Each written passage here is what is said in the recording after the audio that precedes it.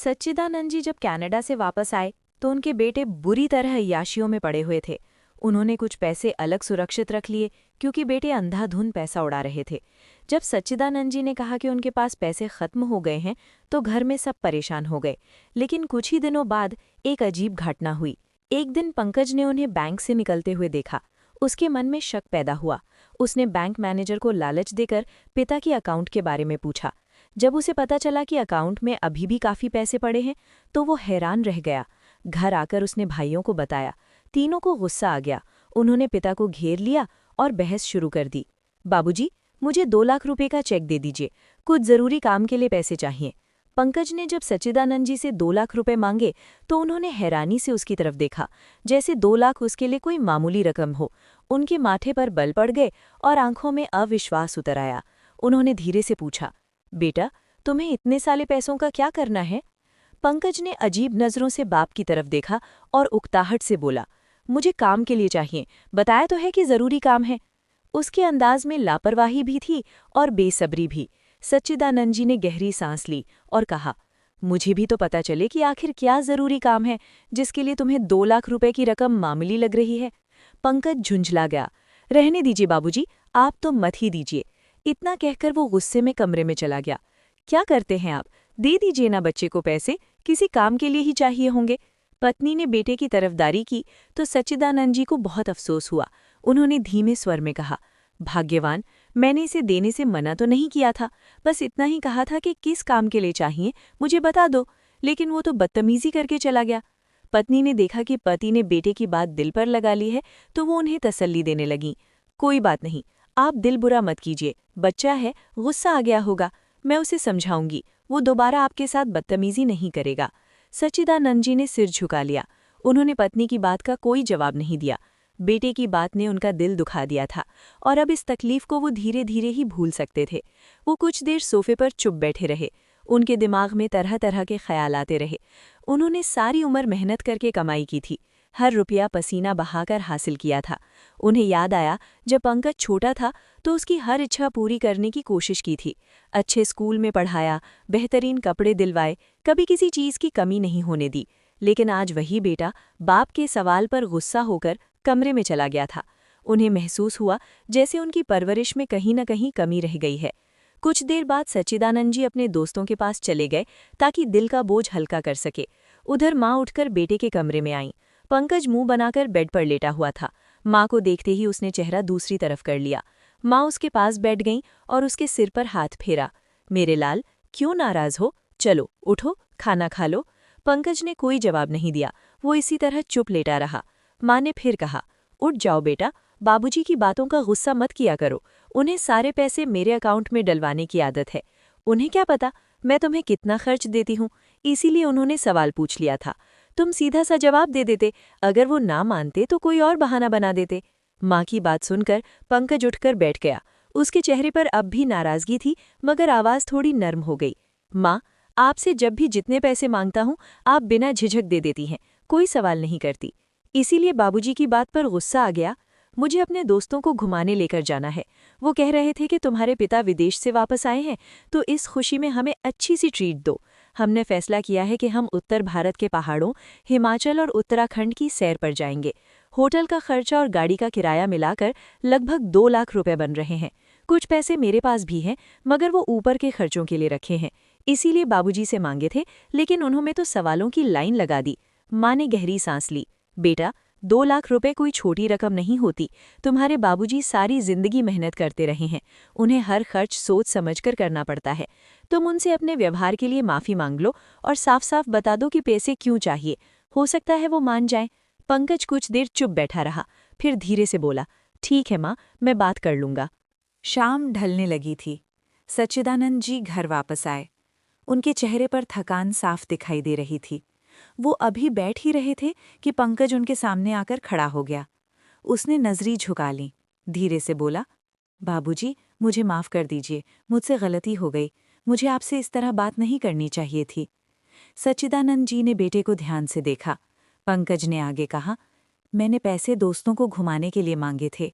हम पहाड़ों की सैर पर जाना चाहते हैं, हिमाचल और उत्तराखंड, इसीलिए 2 लाख रुपए की ज़रूरत है। कुछ पल के लिए कमरे में सन्नाटा छा गया। सच्चिदानंद जी के मन में बहुत सी बातें थीं।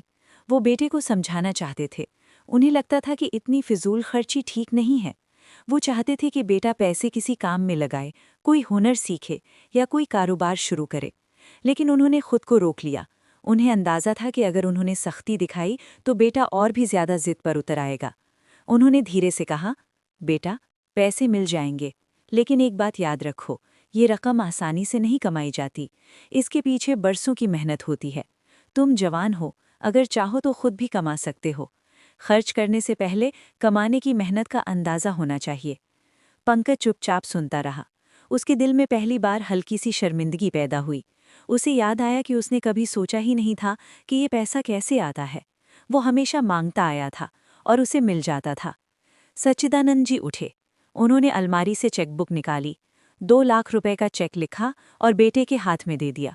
ये लो, लेकिन याद रखना, इस रकम की कद्र करना। अगर इस यात्रा से तुम्हें खुशी मिलती है तो ज़रूर जाओ, लेकिन आइंदा किसी भी रकम के लिए मुझसे बात करते समय स्वर नर्म रखना। पंकज की आंखों में हल्की नमी आ गई। उसने चेक लेते हुए कहा, धन्यवाद बाबूजी, मैं वादा करता हूँ अब कभी आपसे बदतमीजी नहीं करूँगा। सच्चिदानंद जी ने उसके सिर पर हाथ रखा और कमरे से बाहर चले गए। लेकिन पंकज का ये वादा ज्यादा दिनों तक टिकने वाला नहीं था। पहाड़ों का सफर खत्म हुआ। कुछ दिनों तक पंकज बाप के सामने सीधा बना रहा, लेकिन जैसे ही दोस्तों की महफिल दोबारा जमी, उसका पुराना रंग ढंग वापस आ गया।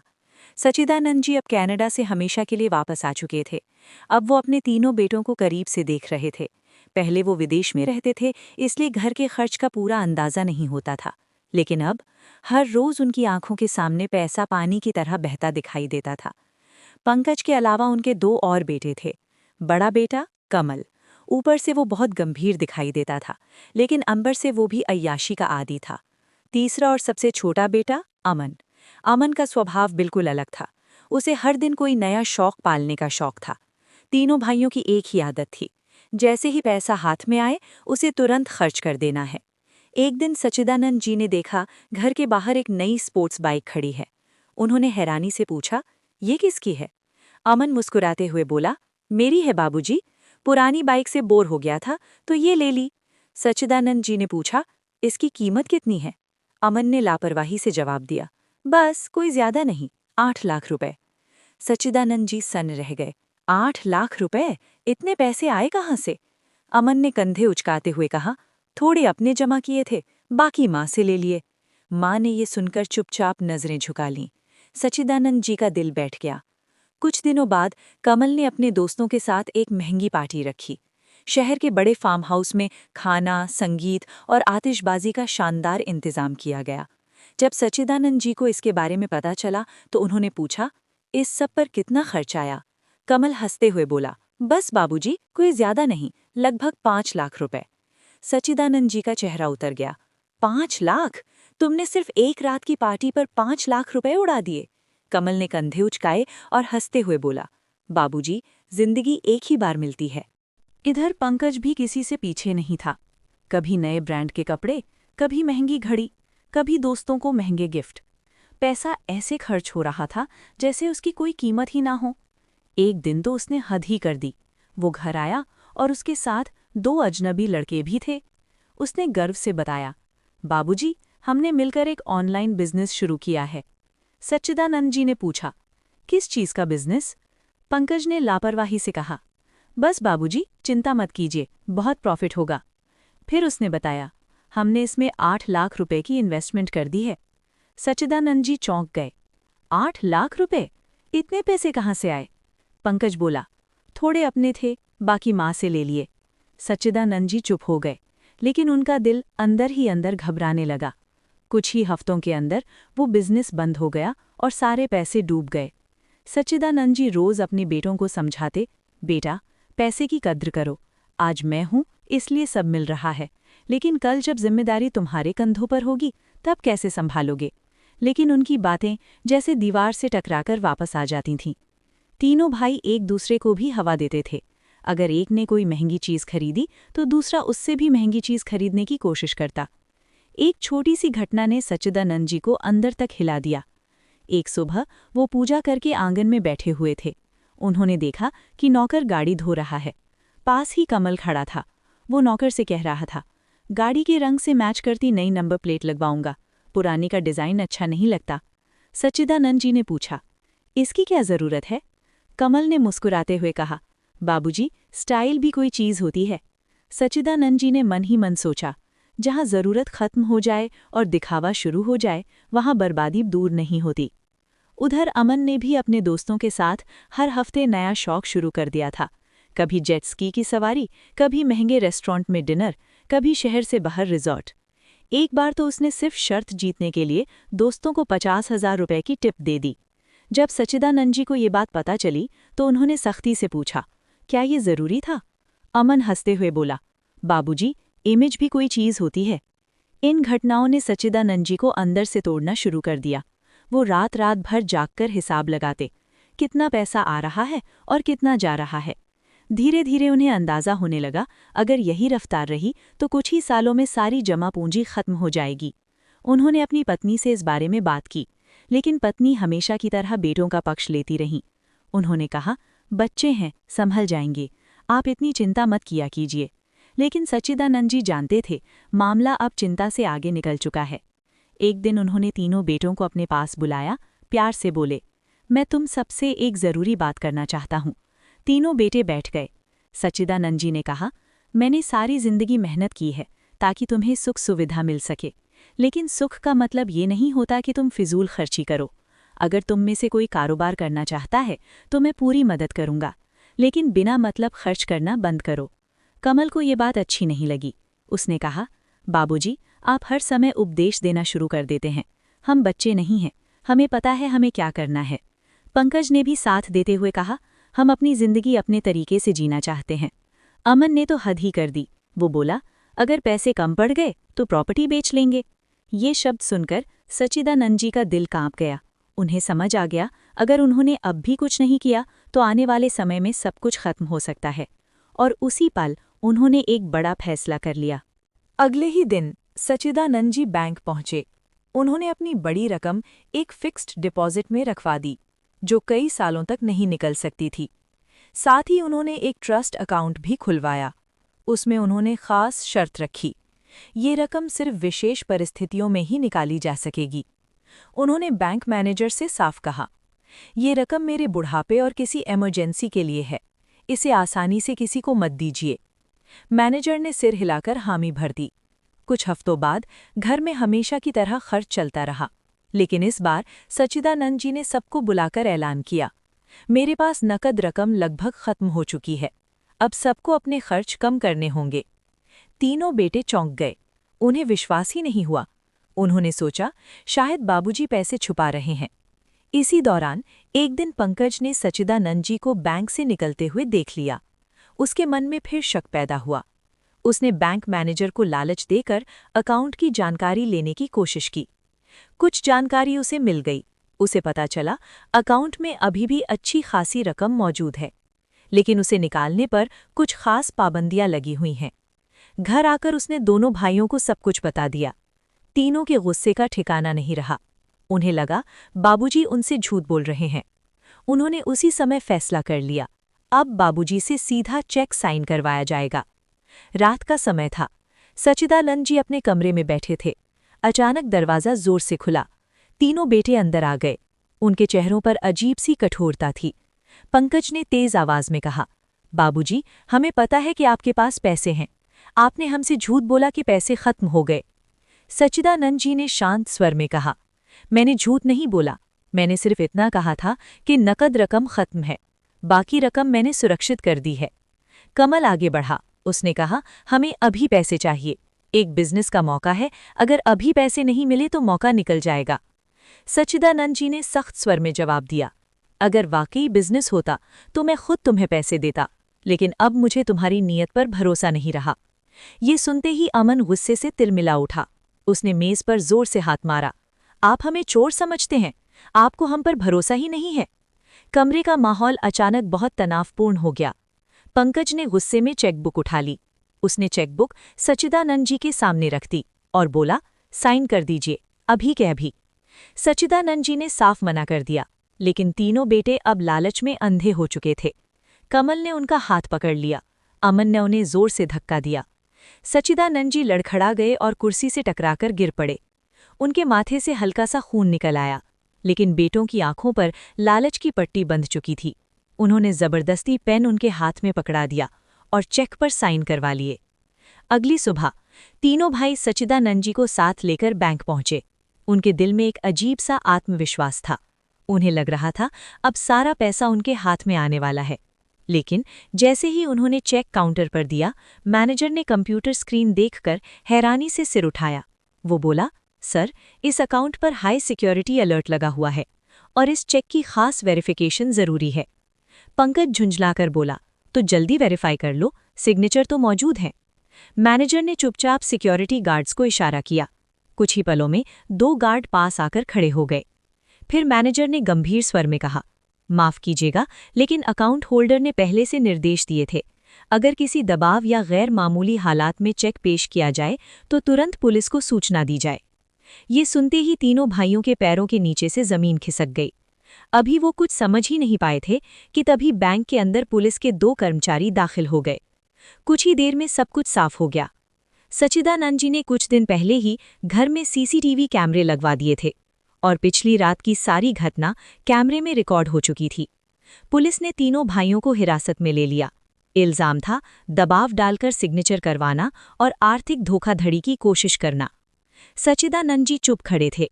उनके दिल में तूफान उठ रहा था, लेकिन उनका चेहरा बिल्कुल शांत था। थाने में तीनों भाइयों को हवालात में डाल दिया गया। पहली बार उनकी आंखों से घमंड का नशा उतर चुका था। पंकज दीवार से टेक लगाकर बैठ गया। उसके दिमाग में बार बार वही पल घूम रहा था जब उसने अपने ही पिता को धक्का दिया था। कमल ने अपना सिर पकड़ लिया। अमन की आंखों में आंसू आ गए।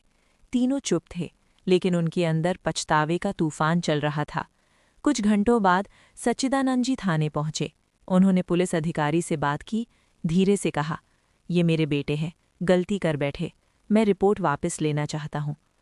पुलिस अधिकारी ने उनकी तरफ देखा और पूछा, क्या आपको विश्वास है कि ये दोबारा ऐसा नहीं करेंगे?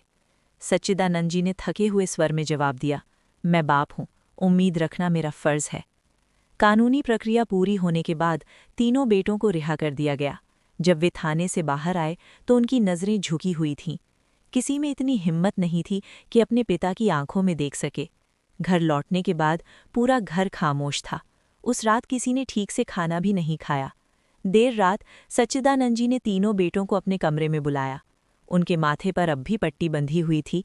उन्होंने धीरे से कहा, मैं चाहता तो तुम्हें जेल में ही रहने देता, शायद कानून की सख्ती तुम्हें जल्दी सिखा देती, लेकिन मैंने सोचा अगर बाप ही छोड़ दे तो तुम लोग कहाँ जाओगे? ये सुनते ही पंकज फूट फूट कर रो पड़ा। वो बोला, बाबूजी, हमसे बहुत बड़ी गलती हो गई, हमें समझ ही नहीं आया कि हम क्या कर रहे थे। कमल ने भी सिर झुका लिया। वो बोला, हमने लालच में आकर आपकी इज्जत तक भूल गए, हमें माफ़ कर दीजिए बाबूजी। अमन तो सीधे बाप के पैरों में बैठ गया। उसने रोते हुए कहा, बाबूजी, हम बदल जाएंगे, बस हमें एक मौका और दे दीजिए। सच्चिदानंद जी की आंखों में भी आंसू आ गए। उन्होंने धीरे से कहा, मैंने तुम्हारे लिए पैसे सुरक्षित किए थे ताकि कल को जब तुम्हें ज़रूरत पड़े तो तुम्हारे पास सहारा हो, लेकिन तुमने तो मुझे ही सहारा समझना छोड़ दिया। उन्होंने गहरी सांस ली और फिर बोले, याद रखो, दौलत अगर चरित्र के बिना हो तो वो इंसान को बर्बादी की तरफ ले जाती है। उस दिन के बाद घर का माहौल धीरे धीरे बदलने लगा। तीनों भाइयों ने पहली बार जिंदगी को गंभीरता से लेना शुरू किया। पंकज ने छोटा सा ऑनलाइन काम शुरू किया। इस बार वो ईमानदारी से मेहनत कर रहा था। कमल ने अपने पिता के साथ कारोबार के हिसाब किताब में हाथ बटाना शुरू किया।